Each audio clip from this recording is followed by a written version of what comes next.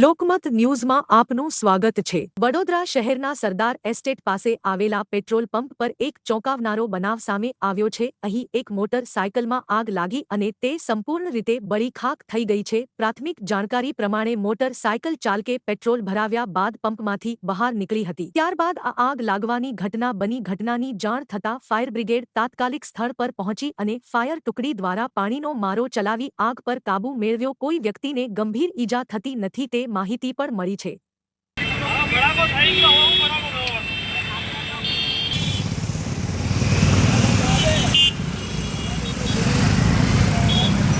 देखा नहीं पिक्चर है क्या?